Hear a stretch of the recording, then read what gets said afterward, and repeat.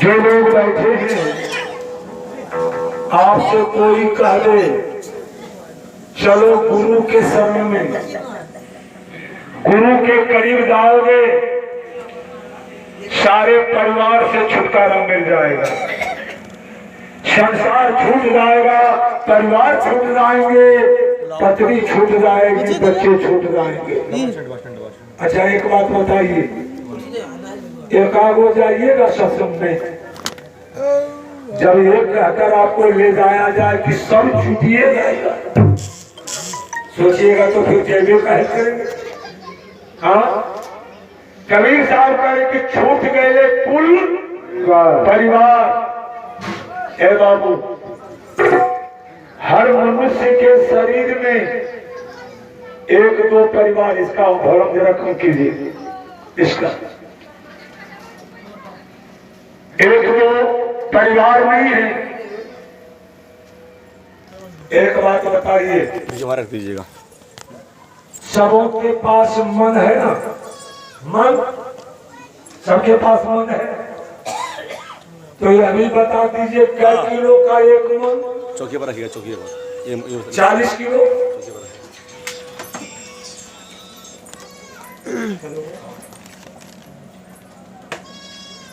ये 40 परिवार 40 किलो हमारे अंदर है, तभी ना एक मन होगा। 40 किलो है कहाँ? सुन लीजिए, हमारे शरीर के अंदर 5 तत्व है, क्षितिजल पावक गगन समीरा, और एक एक तत्व के 5 प्रकृति है। ठीक है, और बढ़ा दिया भाई, कम करो इनका। एक एक तत्व के 5 प्रकृति हैं। जब 5 प्रकृति एक तत्व का है तो 5 प्रकृति के कितने तत्व हो गए? 25 तत्व और 25 प्रकृति 5 तत्व, कितना हुआ? 10 इंद्रियां 40, यही 40 परिवार मिलकर एक मन है। कहा जब गुरु की कृपा होगी ना तो 40 से छुटकारा मिल जाएगा। इसका है, इसका ज्यादा। हेलो,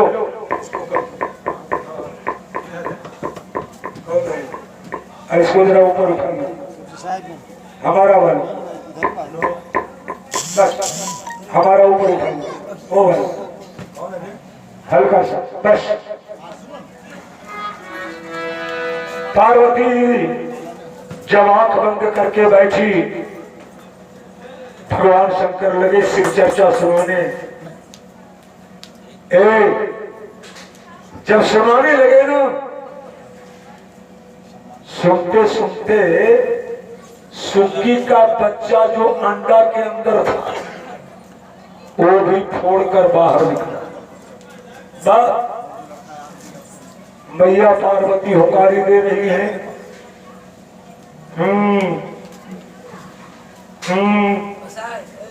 आंख बंद है, श्वासा को त्रिकुटी पर चढ़ाया।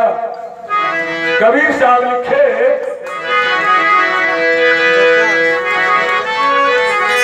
अंगनमा भया बन लागे जैसे बीज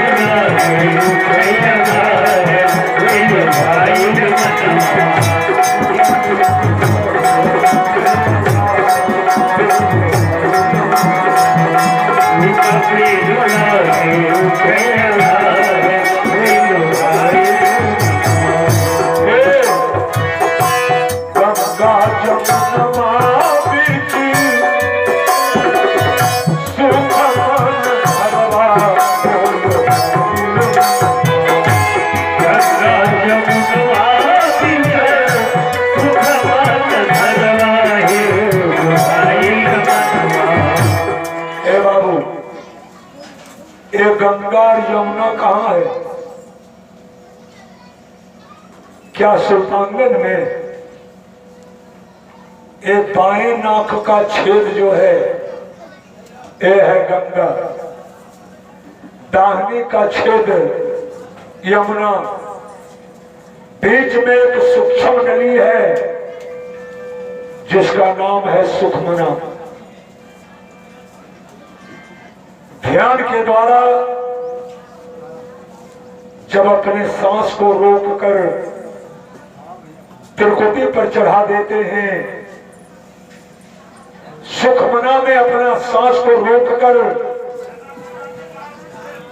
आप दिन में एक निर्गुण बजा रहे थे बाजा वाले। एक पंक्ति में हमने सुना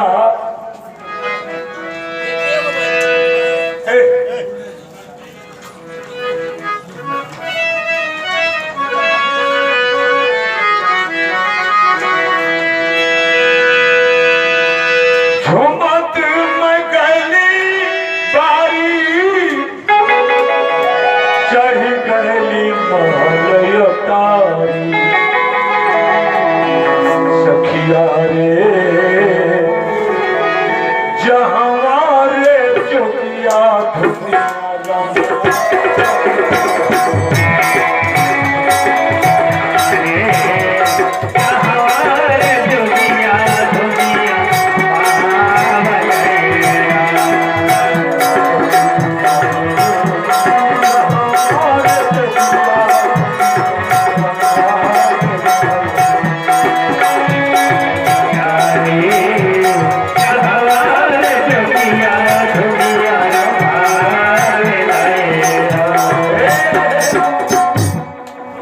जब सांस को रोककर त्रिकुटी पर चढ़ा लेते हैं, गुरु के शरण में जाकर पार्वती जी जो हुकारी दे रही थी ना, आ गया उनको निंद, खर्राटा लेने लगी।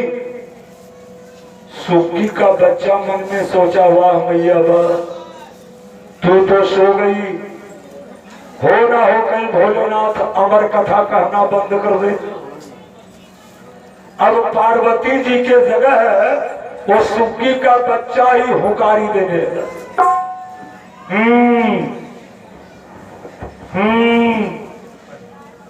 अमर कथा समाप्त, पार्वती जी का नींद टूटा।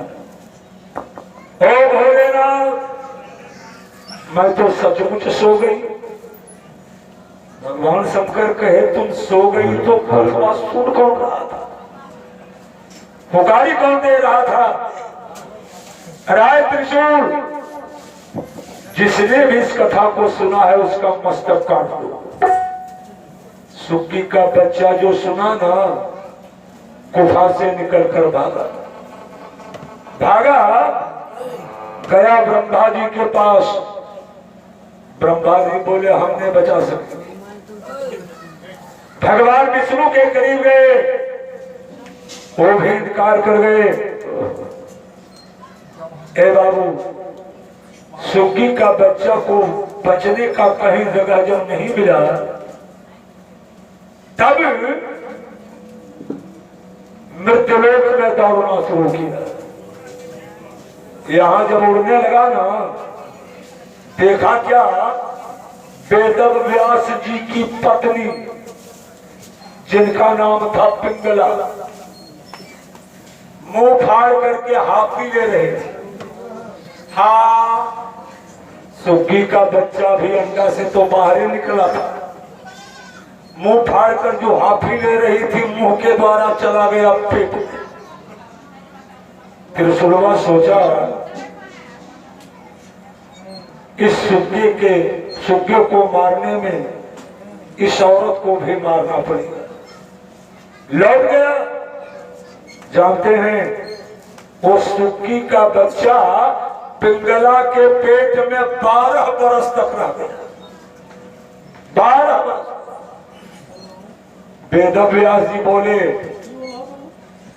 अरे ओ बेटे, लड़का पैदा लेता है 9 महीना में, तुम्हारा 12 बरस हो रहा, कब बाहर निकलेगा?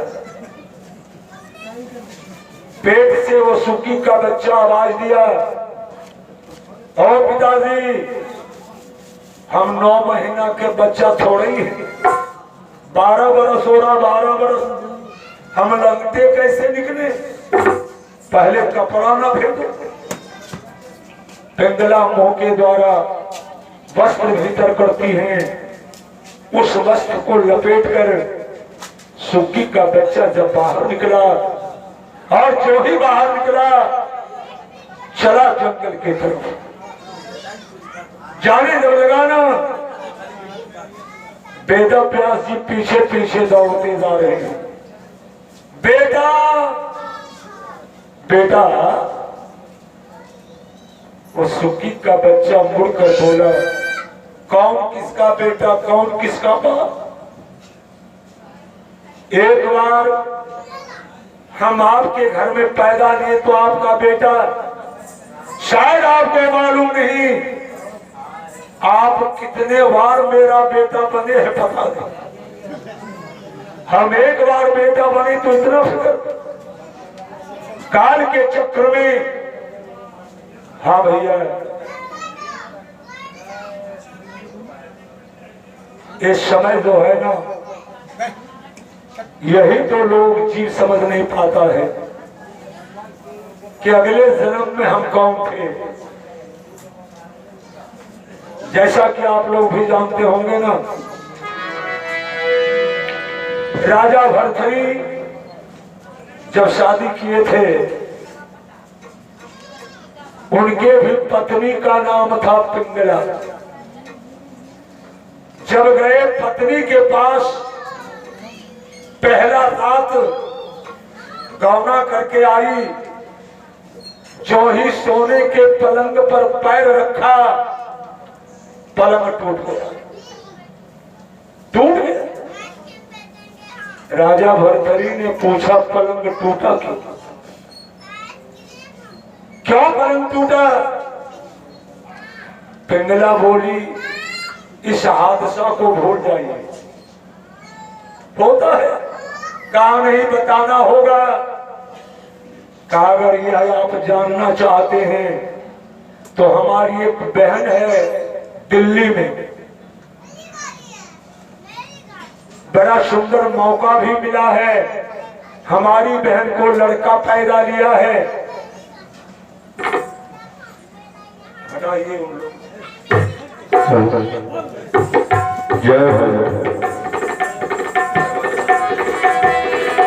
कहा हमारी बहन को लड़का पैदा लिया है, आप जाइए, छठियार का निमंत्रण भी आया है, हमारी बहन आपको बता देगी कि पलंग क्यों टूटा। राजा भर्तृहरि लाव लश्कर लेकर जब दिल्ली गए और अपने साली से जाकर पूछा, मेरा पलंग क्यों टूटा? कहा पलंग क्यों टूटा? कहा यह पूछने आए हैं ना, तो अभी बताऊंगी नहीं, अभी मैं आपके सामने मर रही हूं, मैं मर रही हूं। दूसरे जन्म में हम एक कुत्ती के पेट से पैदा लेंगे, वहां आना है आपको, हम बता देंगे। ए भैया, जब मर गई ना, और जो दिन तिथि बता दिया था, उस कुत्ती के बच्चे के करीब जब गए, राजा भर्तृहरि का पहचान क्या होगा? कहा हम जो पैदा लेंगे ना, वहां हमारे माथे पर उजला सा दाग होगा। पूछना। राजा भर्तृहरि ने पूछा, अगले जन्म में तू तो हमारी साली थी, अब कुत्ती बन गई, बताओ मेरा पलंग क्यों टूटा? वो कुत्ती बोली, अभी नहीं बताऊंगी, फिर मैं मर रही हूं। अगले जन्म में एक सांप के वो दृश्य हम पैदा लेंगे, फलाने जगह उस वृक्ष के करीब आना बता देंगे। क्रम क्या हो गया, 6 जन्म तक, 7वां जन्म में एक ग्वाले के घर में एक गाय के पेट से पैदा लिया। जब राजा भरथरी गए, ग्वाला जो देखा ना, बड़ा स्वागत किया, कहा बाबा हमारी गाय बाछी जन्म दिया है, आप बैठो, दूध घर पहुंचाए हैं, दूध लेकर आते हैं, तस्मै बनाकर आपको खिला दिया। राजा भरथरी सोचे मौका भी बढ़िया मिल रहा है, हो ना हो कहीं पूछने में ये बछिया भी मर जाए, तब तो ये यादव जी है, जनता से मेरा खबर ले लेता। निकल गया है, बढ़िया बात है। जब वो यादव जी चले गए तो उस बाछी से पूछा कि बताओ हमारा पलंग क्यों टूटा। वो बाछी बोली बस एक जन्म हो, मैं मर रही। इतना कहकर बछिया मर गई। राजा भरथरी दौड़ना शुरू कर दिया, कहीं यादव जी आ रहे हैं, पड़ जाएंगे चक्कर में। कहा अब कि हम फलाने राजा के घर में एक लड़की में पैदा लेंगे, आप आओ वहां मैं बता दूंगी। राजा भरथरी इंतजार करने लगे। उधर वो लड़का जो दिल्ली में पैदा लिया था वो भी सयाना हुआ, ये लड़की जो इस राजा के घर में पैदा लिया ये भी सयानी हुई, और दोनों का तिलक चंदन चढ़ गया। शादी होने की बारी, जब शादी होकर के चलने लगी डोली में बैठकर, तो राजा भरथरी ने पूछा बहुत नचाया है तूने, अब तो बता दे मेरा पलंग क्यों टूटा। कभी भी आपका आंख नहीं खुला। 7 जन्म पहले वो जिससे हमारी शादी हो रही है वो मेरा कौन था। कहा वो तो तुम्हारा बेटा था। कहा 7 जन्म के बाद आज मैं फिर उसकी पत्नी बनने वाली। यही रिश्ता है आप में और पिंगला में है, माँ और बेटे का। इसलिए तो सज्जनों कहने का भाव है, ये शरीर जो मनुष्य का मिला ये मत सोचिएगा कि फिर यही शरीर मिलेगा। हो सकता है हम औरत के शरीर में भी प्रवेश करें, गधे के शरीर में प्रवेश करें। जिस परमात्मा को पाने के लिए रात दिन सत्संग कर रहे हैं, शिव चर्चा में 3 सूत्र, दया मांगना, दया मांगना, दूसरा है नमो शिवाय कहना, और तीसरा है प्रचार करना। तो दया मांगना क्या भाई, शंकर भगवान तो इतना बड़ा दया कर दिया, जो गधा का शरीर नहीं दिया, कुत्ता वाला नहीं दिया, ये आदमी वाला शरीर दे दिया। गुरु का आदेश है, दया का मतलब है सब जीवों पर दया करो, है ना। ये नहीं कहा कि बकरिया के बेटवा को काट कर खाओ और उसके बाद सिर्फ चर्चा में आ जाओ, ना ना ना। दया सब जीवों पर करना है, क्योंकि देह अस्था सर्व विद्यास्य, देह अस्था सर्व देवता, देह अस्था सर्व तीर्थानी, गुरु वाक्य में लभ्यते। इसी शरीर के अंदर सारे देवता हैं, सारी देवियां हैं, इसी शरीर के अंदर सारी विद्याएं हैं। जो गुरु के शरण में नहीं जाते हैं ना, तुलसी बाबा विनय पत्रिका में लिखे हैं, तुलसी यह तन खेत है, तुलसी यह तन खेत है, मन बच कर्म किसान। तुलसीदास जी बोले ये जो मनुष्य का शरीर है ये खेत है, और इसमें 3 किसान हैं। कौन कौन? मन, वचन कर्म। आप सोए हुए हैं, मन में सोच रहे हैं कि कल उसको मारना है, मारिए या ना मारिए, आप खेती कर दिया, खेती आपका हो गया। 3 किसान हैं, मन वचन कर्म, और इस खेत में 2 ही फसल लगता है, चाहे तो पुण्य का लगेगा या तो पाप का। इसमें आलू और बैगन में होगा, यही 2 फसल लगता है। तो आप स्वयं विचार करें कि आप अपने खेत में कौन सा फसल डाल रहे हैं, ना? कहते हैं सबको अपना अपना गुरु होंगे। इस भजन को जरा ताली और आवाज के साथ आप लोग भी गाएंगे। गुरु ज्ञान बिना जीवन तेरा। अगर गुरु से ज्ञान नहीं लिए हैं, गुरु ज्ञान बिना जीवन तेरा उद्धार नहीं।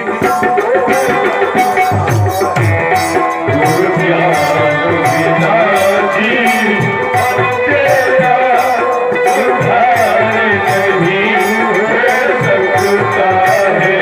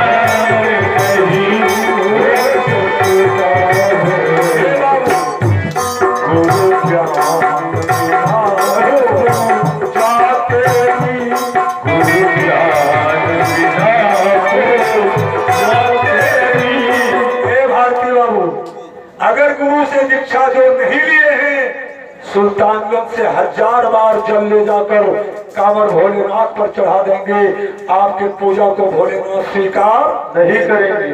कहा गुरु ज्ञान बिना पूजा तेरी स्वीकार।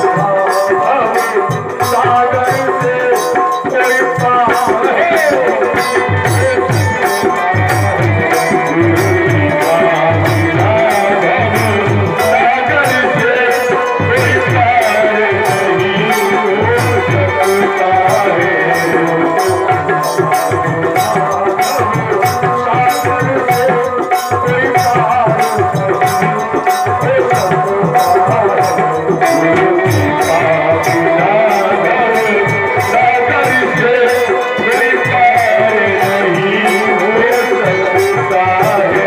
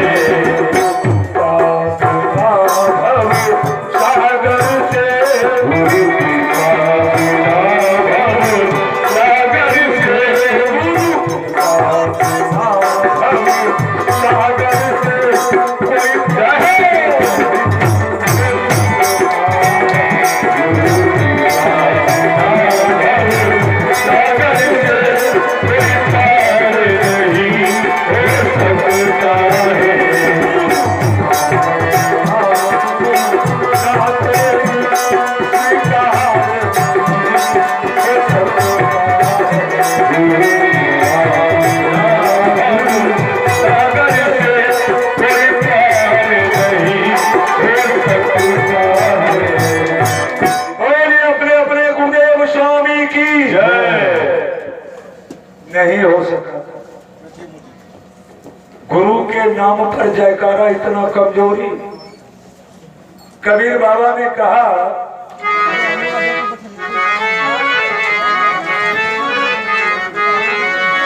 मन बड़ा जालिम जोर रे पर जो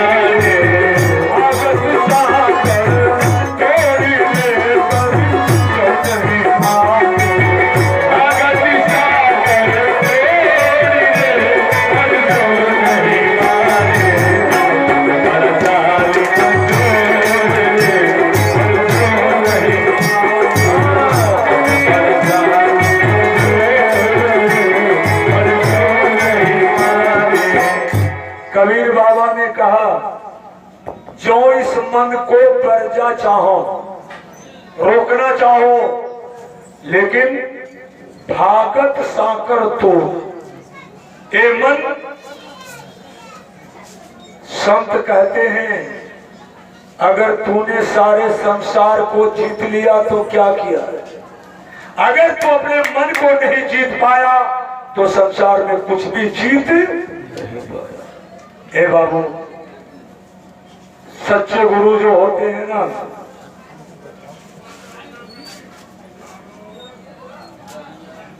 सब लोग भारती बाबू भगवान भगवान कहते हैं। भगवान है कहाँ? भगवान की क्या रूपरेखा है सुन लीजिए। हमारे गुरुदेव महर्षि मेही जी का कहना है भगवान कहाँ, ध्यान देकर सुनेंगे। बैठ जाइए, बैठ जाइए। जो माँ बहन खड़े हैं बैठ जाए। हे बाबू, सब क्षेत्र छर अपरा परा, सुन लीजिए कहा भगवान, सब क्षेत्र छर अपरा परा पर और अक्षर पार में, निर्गुण सगुण के पार में, सत असत हूँ के पार में, सब नाम रूप के पार में, मन बुद्धि वच के पार में, गौगुण विषय पंच पार में, गतिभांत के हूँ पार में, सूरत निरत के पार में, सब द्वंद्व द्वैतर पार में, आहत अनाहत पार में, सारे प्रपंचन पार में, सापेक्षता के पार में, त्रिपुटी बुद्धि के पार में, सब कर्म काल के पार में, सारे जंजाला पार में, और अनामय अमर अति आधे तागुर पार में, सत्ता स्वरूप अपार सर्वा धार में तू पार में, तुम ओम सोहम पार में और सच्चिदानंद पार में है अनंत व्यापक व्याप जो तुम व्याप व्यापक पार में है हिरण्य गर्भों खरबजासों जो है संतर पार में सर्वेश में अखिलेश में विश्वेश